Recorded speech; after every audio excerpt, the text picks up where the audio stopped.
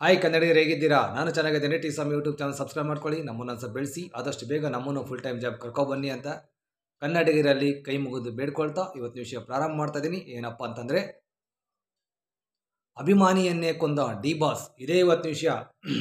ನಂದು ಮಾಧ್ಯಮ ಇದೆ, ನಂದು ಮೀಡಿಯಾ ಇದೆ, ನನಗೂ ಜವಾಬ್ದಾರಿ ಇದೆ.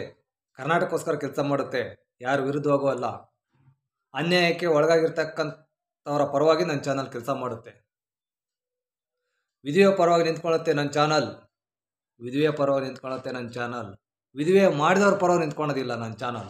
ಅವನೆಷ್ಟೇ ದೊಡ್ಡನಾಗಿರಲಿ, ಅವನೆಷ್ಟೇ ಹಣವಂತನಾಗಿರಲಿ, ಅವನೆಷ್ಟೇ ತೋಳ್ಬಲ ಹಣಬಲ ಇರಲಿ, ನನ್ನ ಚಾನಲ್ ನಿಂತ್ಕೊಳ್ಳೋದೇ ವಿಧವೆಯ ಪರವಾಗಿ, ಅನ್ಯಾಯಕ್ಕೆ ಒಳಗಾಗಿರ್ತಕ್ಕಂಥವ್ರ ಪರವಾಗಿ.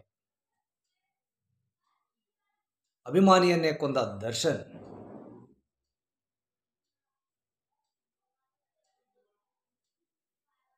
ರೇಣುಕಾಸ್ವಾಮಿ ಕುಟುಂಬ ತಂದೆ ತಾಯಿ ಹೇಳಿದ್ದಾರೆ, ನನ್ನ ಮಗ ಮಾಡಿದ್ದು ಸರಿ ಅಂತ ನಾವು ಹೇಳೋದಿಲ್ಲ, ನನ್ನ ಮಗ ಮಾಡಿದ್ದು ತಪ್ಪಿದೆ, ನಾವು ಸರಿ ಅಂತ ಸಮರ್ಥನೆ ಮಾಡಿಕೊಳ್ಳಲ್ಲ ಅಂತ ರೇಣುಕಾಸ್ವಾಮಿ ಕುಟುಂಬ ಅವ್ರ ತಂದೆ ತಾಯಿ ಮೀಡಿಯಾ ಮುಂದೆ ಸ್ಟೇಟ್ಮೆಂಟ್ ಕೊಟ್ಟಿದ್ದಾರೆ. ರೇಣುಕಾಸ್ವಾಮಿ ಕುಟುಂಬ ಯಾವ ಥರ ನಡ್ಕೋಬೇಕೋ ಆ ಥರ ನಡ್ಕೊಳ್ತಾ ಇದೆ. ಇದು ರಾಜ್ಯದ ಜನರಲ್ಲಿ ಚರ್ಚೆ ಆಗ್ತಾ ಇದೆ. ಅದೇ ದರ್ಶನ್ ಕುಟುಂಬ, ಅದೇ ದರ್ಶನ್ ಬೆಟಾಲಿಯನ್ನು, ಅವರ ಹಿತೈಷಿಗಳು, ನಟಿಯರು, ನಟರು ಅವ್ರನ್ನ ಸಮರ್ಥನೆ ಮಾಡ್ಕೊಳ್ತಾ ಇದ್ದಾರೆ. ಅವ್ರು ಮಾಡಿದ್ದು ತಪ್ಪು ಅಂತ ಹೇಳ್ತಾ ಇಲ್ಲ, ಆದರೆ ಸಮರ್ಥನೆ ಮಾಡ್ಕೊಳ್ತಾ ಇದ್ದಾರೆ. ಸಮರ್ಥನೆ ಮಾಡ್ಕೊಳ್ಳಿ, ಬೇಡ ಅನ್ನಲ್ಲ. ಅವರಿಂದ ಹೊಟ್ಟೆ ತುಂಬ ಎಣ್ಣೆ ಕುಡ್ದಿರೋರು, ಹೊಟ್ಟೆ ತುಂಬ ಮಾಂಸ ತಿಂದಿರೋರು, ಹಣ ತಿಂದಿರೋರು,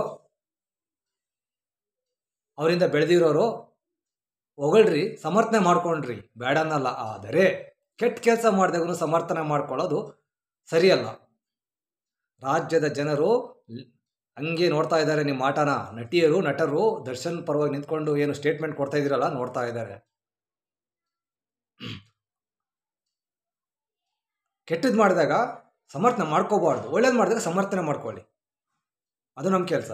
ಈಗ ನಾನು ಯಾವುದೋ ಒಬ್ಬ ಹೀರೋ ಅಭಿಮಾನಿಯಾಗಿದ್ದೀನಿ, ಅವನು ಅಲ್ಕ ಕೆಲಸ, ಅವನು ಕಚಡ ಕೆಲಸ, ವಿಧವೆಯನ್ನು ಮಾಡಿದಂದರೆ ನಾನು ಸುಮ್ಮನೆ ಇರೋದಿಲ್ಲ. ನಾನು ಅವನ ಅಭಿಮಾನಿ ಸ್ಥಾನಕ್ಕೆ ರಾಜೀನಾಮೆ ಬಿಸಾಡ್ಬಿಡ್ತೀನಿ. ನಾನು ಅಭಿಮಾನಿಯಿಂದ ಬೆಳೆದು, ಅಭಿಮಾನಿಗಳ ಅನ್ನ ತಿಂದು, ಅಭಿಮಾನಿಗಳಿಂದ ಇಷ್ಟೆಲ್ಲ ಐಶ್ವರ್ಯ ಅಂತಸ್ತು ಕಂಡಿರ್ತಕ್ಕಂಥ ನಟರು ಅಭಿಮಾನಿಯನ್ನೇ ಕೊಲ್ಲೋ ಧೈರ್ಯ ಎಷ್ಟಿದೆ ನೋಡ್ರಿ ಇವರಿಗೆ. ಎತ್ತಕ್ಕೆ ಬಂದಿರೋನು ಅಭಿಮಾನಿನೇ, ಕೊಲೆಯಾಗಿರೋನು ಅಭಿಮಾನಿನೇ, ಡಿ ಗ್ಯಾಂಗ್ನಲ್ಲಿ ಜೈಲಿಗೆ ಹೋಗಿರೋಲ್ಲ ಅಭಿಮಾನಿಗಳೇ ನೋಡಿ, ಮುಂದಕ್ಕೂ ನಿಮಗೂ ಇದೇ ಗತಿ ಬರ್ಬೋದು. ನಮ್ಮ ಬಾಸು ಅಂತ ಹೇಳ್ಬಿಟ್ಟು ಹೋಗ್ಬಿಟ್ಟು ಹಿಂಗೆ ನೋಡಿ ಆಗುತ್ತೆ. ಎಷ್ಟು ಸಾಧ್ಯನ ಅಷ್ಟು ಅವರನ್ನು ಸಮರ್ಥನೆ ಮಾಡ್ಕೊಳಕ್ಕೆ ಹೋಗಬೇಡಿ. ಬಳ್ಳಾರಿ ಪಕ್ಕಕ್ಕೆ ಹೋಗಿರ್ತಕ್ಕಂಥ ದರ್ಶನ್ ಕುಟುಂಬ ಅಲ್ಲ, ಚಿತ್ರದುರ್ಗದ ಪಕ್ಕಕ್ಕೆ ಹೋಗಿರ್ತಕ್ಕಂಥ ದರ್ಶನ್ ಕುಟುಂಬ, ದರ್ಶನ್ ನೋಡೋಕ್ಕೆ ಚಿತ್ರದುರ್ಗದ ಪಕ್ಕದಲ್ಲಿರ್ತಕ್ಕಂಥ ಬಳ್ಳಾರಿಗೆ ಹೋಗಿದ್ದಾರೆ ದರ್ಶನ್ ನೋಡೋಕ್ಕೆ, ದರ್ಶನ್ ಕುಟುಂಬ. ಆದರೆ ಅದೇ ಕುಟುಂಬ ಆ ವಿಧವೆ ಮನೆಗೆ ಹೋಗಿಲ್ಲ, ಸಾಂತ್ವನ ಹೇಳಿಲ್ಲ, ನಾವು ಮಾಡಿದ ತಪ್ಪಾಗಿದೆ, ನಮ್ಮಿಂದನೂ ತಪ್ಪಾಗಿದೆ, ಕ್ಷಮಿಸಿ ಅಂತ ಹೇಳಿಲ್ಲ. ನಿಮ್ಮದು ಒಂದು ಜನ್ಮನ.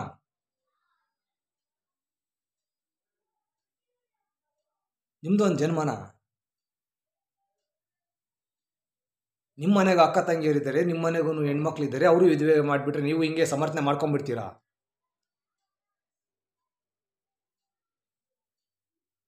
ನೀವೇನು ಹೋಗಿ ನೋಡ್ಕೊಂಬರ್ಬೇಡ್ರಿ. ಕನಾಂದಾರಿಗಳೆಲ್ಲ ಅವ್ರ ಮನೆಗೆ ಹೋಗಿ ನೋಡ್ಕೊಂಬರ್ಬೇಡ್ರಿ. ಇಡೀ ರಾಜ್ಯನೇ ರೇಣುಕಾಸ್ವಾಮಿ ಕುಟುಂಬದ ಪರವಾಗಿ ನಿಂತ್ಕೊಂಡಿದೆ, ಕಾನೂನು ಅವ್ರ ಪರ ನಿಂತ್ಕೊಂಡಿದೆ, ಮಾಧ್ಯಮಗಳು ಅವ್ರ ಪರ ನಿಂತ್ಕೊಂಡು ಕೆಲಸ ಮಾಡ್ತಾ ಇದ್ದಾವೆ. ನಿಮ್ಮ ಹಣವಂತರ ಪರವಾಗೆಲ್ಲ ಕೊಲ್ರಿ. ರೇಣುಕಾಸ್ವಾಮಿ ತಂದೆ ಹೇಳಿದ್ದಾರೆ, ನನ್ನ ಮಗನ್ನ ಒಂದೇಟ್ಲೆ ಕುತ್ತಿಗೆ ಕಡಿದು ಸಾಯಿಸಿದ್ರೆ ನಾವು ಸಂತೋಷ ಪಡ್ತಿದ್ವಿ, ಅಲ್ಲ ಸುಧಾರಿಸ್ಕೊತಿದ್ವಿ, ಸಂತೋಷ ಅಲ್ಲ ಸುಧಾರಿಸ್ಕೊತಿದ್ವಿ. ಆದರೆ ಹಿಂಸೆ ಕೊಟ್ಟು ಒಬ್ಬ ಅಭಿಮಾನಿನ ಮರ್ಮಾಂಗಕ್ಕೆ, ಹೃದಯಕ್ಕೆ, ಎಲ್ಲಿಗೆ ಬೇಕಂದ್ರೆ ಅಲ್ಲಿ ಹೊಡೆದು ಅವನ ನರಳಿ ಸಾಯ ಥರ ಮಾಡಿದೆ. ನಿಮ್ಮದೊಂದು ಜನ್ಮನ. ತಕ್ಕ ಶಿಕ್ಷೆ ಆಗುತ್ತೆ, ಕಾನೂನು ಕ್ರಮ ತೆಗೆದುಕೊಳ್ಳುತ್ತೆ. ರೇಣುಕಾಸ್ವಾಮಿ ಕುಟುಂಬ ಏನು ಎದುರಕ್ಕೆ ಹೋಗಬೇಡಿ. ಆ ವಿಧವೆಯ ಶಾಪ ನಿಮಗೆ, ನಿಮ್ಮ ಅಂತ್ಯನಕ್ಕೆ ತಟ್ಟುತ್ತೆ. ದರ್ಶನ್ ಕುಟುಂಬಕ್ಕೆ ತಟ್ಟುತ್ತೆ ಆ ವಿಧಿಯ ಶಾಪ. ಸಮರ್ಥನೆ ಮಾಡ್ಕೋಬೇಕು. ಕೆಟ್ಟದ್ದು ಮಾಡಿದಾಗೂ ಸಮರ್ಥನೆ ಮಾಡ್ಕೊಳೋದು ನಿಮ್ಮದು ಒಂದು ಜನ್ಮನ. ರೇಣುಕಾಸ್ವಾಮಿ ಮಾಡಿದ ಸರಿ ಅಂತ ಯಾರು ಒಪ್ತಾ ಇಲ್ಲ, ಅವನು ಮಾಡಿದ್ದು ತಪ್ಪನೇ. ಆದರೆ ಅದಕ್ಕೆ ಬೇರೆ ಥರ ಶಿಕ್ಷೆ ಆಗ್ಬೋದಾಗಿತ್ತು, ಪೊಲೀಸ್ ಸ್ಟೇಷನ್ ಕಂಪ್ಲೇಂಟ್ ಕೊಡಬಹುದಾಗಿತ್ತು ಅಂತ ಜನ ಮಾತಾಡ್ತಾ ಇದ್ದಾರೆ, ಕರ್ನಾಟಕ ಜನ ಮಾತಾಡ್ತಾ ಇದ್ದಾರೆ. ಫಸ್ಟ್ ಆಫ್ ಆಲ್ ಕಿಡ್ನಾಪ್ ಅನ್ನೋದು ಒಂದು ಕೇಸ್ ಆಗುತ್ತೆ. ಅಲ್ಲಿ ಕಿಡ್ನಾಪ್ ಮಾಡಿಸಿರೋದು ಇದೆ ಡಿ ಬಾಸ್, ಅದೇ ಪವಿತ್ರ ಗೌಡ. ಪವಿತ್ರ ಗೌಡ, ನಿನಗೆ ಹೆಂಗೆ ಐಶ್ವರ್ಯ ಬಂದಿದೆ ಅಂತ ಇಡೀ ರಾಜ್ಯಕ್ಕೆ ಗೊತ್ತಿದೆ. ನೀನೇನು ಕಷ್ಟಪಟ್ಟು ದುಡ್ದಿಲ್ಲ, ನಿನ್ನ ಐಶ್ವರ್ಯನ ಹೆಂಗೆ ಬಂದಿದೆ ಅಂತ ಗೊತ್ತಿದೆ. ನಿನಗೊಬ್ಬ ಮಗಳಿದ್ದಾಳೆ, ಅವನಿಗೊಬ್ಬ ಮಗ ಇದ್ದಾನೆ. ಇಬ್ರಿಗೂ ಮುಂದೆ ಆ ವಿಧವೆ ಶಾಪ ತಟ್ಟುತ್ತೆ. ಸ್ವಲ್ಪ ಮನುಷ್ಯತ್ವ ತೋರಿಸ್ರಿ ಇಂಥ ಸಂದರ್ಭದಲ್ಲಿ. ನಾವು ಯಾರ ವಿರುದ್ಧವಾಗಲ್ಲ. ಇವತ್ತು ಜೈಲಲ್ಲಿರೋರೆಲ್ಲನೂ ಡಿ ಗ್ಯಾಂಗು, ಜೈಲ ಅಭಿಮಾನಿಗಳೇ. ಸತ್ತಿರೋನು ಅಭಿಮಾನಿನೇ, ಕೊಲೆ ಆಗಿರೋನು ಅಭಿಮಾನಿನೇ, ಜೈಲಾಗಿರೋರು ಅಭಿಮಾನಿಗಳೇ, ಎಲ್ಲ ದರ್ಶನ್ ಹಿತೈಷಿಗಳೇ. ಒಬ್ಬ ಈ ನಾಯಕ ನಟನಿಗೆ ಇರಬೇಕಾದ ಜವಾಬ್ದಾರಿ ಅವನಿಗಿಲ್ಲ.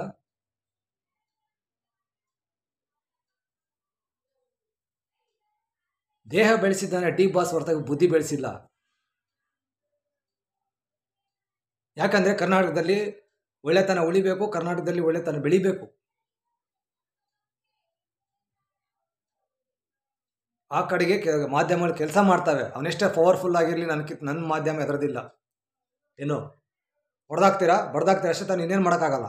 ಆದರೆ ಎದುರ್ಕೊಂಡು ಬದುಕಂಥದ್ದು ಅವಶ್ಯಕತೆ ನಮಗಿಲ್ಲ. ನಮಗೂ ಬೆದರಿಕೆ ಕರೆ ಬಂದಿತ್ತು, ಇಂಥದಕ್ಕೆಲ್ಲ ನಾವು ಎದುರೋದಿಲ್ಲ. ನನ್ನ ಚಾನಲ್ ಎಲ್ಲಿವರೆಗೆ ಇರುತ್ತೋ ಅಲ್ಲಿ ನ್ಯಾಯ ಪರ, ಅನ್ಯಾಯಕ್ಕೆ ಒಳಗಾಗಿರೋ ಪರ ನಿಂತ್ಕೊಂಡು ಕೆಲಸ ಮಾಡುತ್ತೆ. ಹಣವಂತರ ಪರ ನಿಂತ್ಕೊಂಡು ಕೆಲಸ ಮಾಡಲ್ಲ. ನನಗೂ ಪ್ರೊಡ್ಯೂಸರು, ರೌಡಿ ಸ್ಟ್ರೀಟರ್ ಮನೋಭಾವ ಇರ್ತಕ್ಕಂಥ ಪ್ರೊಡ್ಯೂಸರು, ಇವತ್ತು ಗಾಂಧಿನಗರದಾಗಿರ್ತಕ್ಕಂಥ ರೌಡಿ ಸ್ಟ್ರೀಟರ್ಸ್ ಮನೋಭಾವ ಇರ್ತಕ್ಕಂಥ ಪ್ರೊಡ್ಯೂಸರ್ಗಳು, ಹೀರೋಗಳು ನಮಗೆ ಗೊತ್ತಿದೆ. ನನಗೂ ಹಾಕ್ಕೊಂಡು ಅಲ್ಲೇ ಮಾಡಿದ್ದ ಒಬ್ಬ ಪ್ರೊಡ್ಯೂಸರು. ಅದು ಮುಂದೆ ತೆಗಿತೀನಿ, ನನ್ನ ಚಾನಲ್ ಬೆಳೀಲಿ.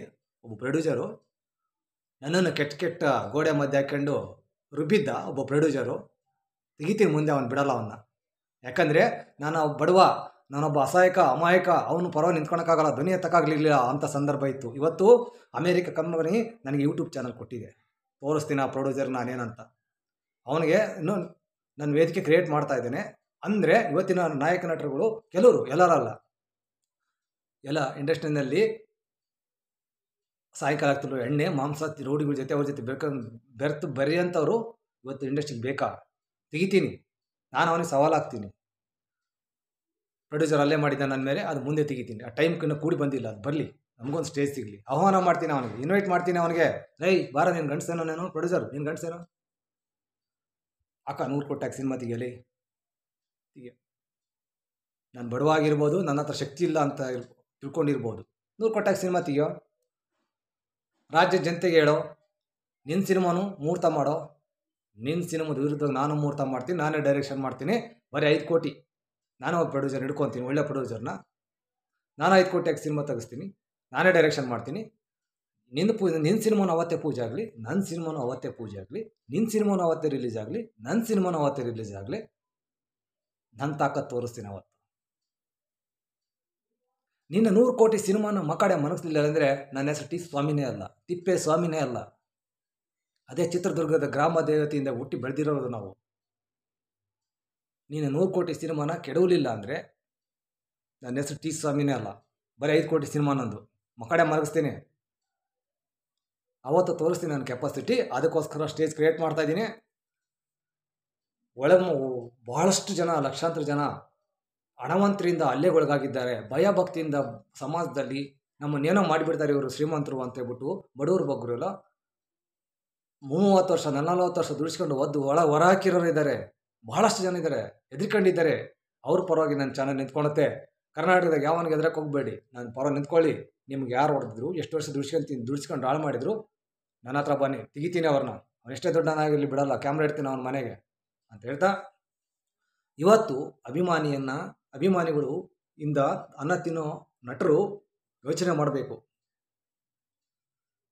ಇಡೀ ರಾಜ್ಯದ ಜನ ಮಾತಾಡ್ತಾ ಇದ್ದಾರೆ ಸ್ವಾಮಿ, ನಾವು ಮಾತಾಡ್ತಾ ಇಲ್ಲ.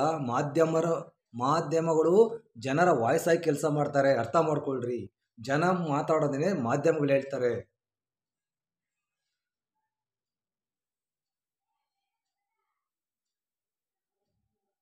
ನೀವು ನಿಮ್ಮ ಮನೆಯಲ್ಲೇ ವಿಧವೆ ಆಗಿಬಿಟ್ಟಿದ್ರೆ, ರೇಣುಕಾಸ್ವಾಮಿ ಮಾಡಿದ್ದು ತಪ್ಪು, ಅವನು ಮಾಡಿದ್ದು ಸರಿಯಲ್ಲ, ಅವನಿಂದಲೆಲ್ಲ ಪ್ರಾರಂಭ ಆಗಿದ್ದು ಅಂತ ಅವ್ರ ತಂದೆ ತಾಯಿನೇ ಹೇಳಿದ್ದಾರೆ.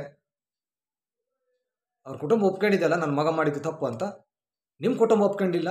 ನಿಮ್ಮ ಕುಟುಂಬ ಶ್ರೀಮಂತರ ಕುಟುಂಬ, ಹಣ ಜಾಸ್ತಿ ಇದೆ.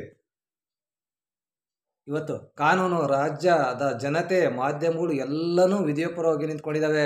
ವಿಧಿಯ ಮಾಡಿರೋರ ಪರ ನಿಂತ್ಕೊಂಡಿಲ್ಲ.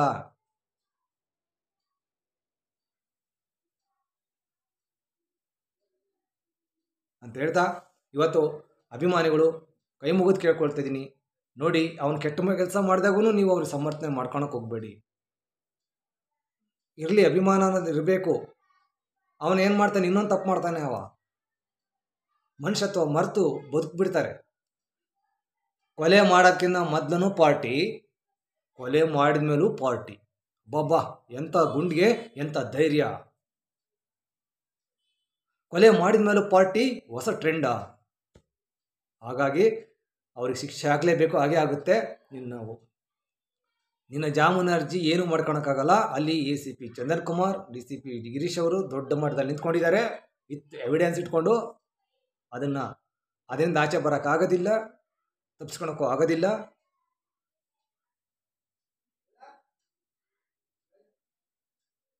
ಅಂತ ಹೇಳ್ತಾ ಅಭಿಮಾನಿಗಳೇ, ಕೈ ಮುಗಿದು ಕೇಳ್ಕೊಳ್ತೀವಿ. ನಾವು ಒಬ್ಬ ಹೀರೋಗೆ ಅಭಿಮಾನಿಯಾಗಿರ್ತೀವಿ, ಬೇಡ, ಕೈ ಮುಗಿದು ಕೇಳ್ಕೊಳ್ತಿದ್ದೀನಿ. ಆ ಥರ ಎಲ್ಲ ಕೆಟ್ಟ ಕೆಲಸಕ್ಕೆ ಕೈ ಹಾಕೋರಿಗೆ ಸಮರ್ಥನೆ ಮಾಡ್ಕೋಬೇಡಿ, ಹೊರ ನಿಂತ್ಕೋಬೇಡಿ. ಆಗಿನ ಕಾಲದ ನಟರುಗಳು, ಹೀರೋಗಳು ಎಷ್ಟೊಂದು ರಾಜ್ಯಕ್ಕೆ ಹೆಸರು ತಂದು ಕೊಟ್ಟೋಗಿದ್ದಾರೆ, ಎಷ್ಟು ಮಾನ ಮರ್ಯಾದೆಗೆ ಬದುಕಿ ಹೋಗಿದ್ದಾರೆ ಆಗಿನ ಕಾಲದ ನಟರುಗಳು.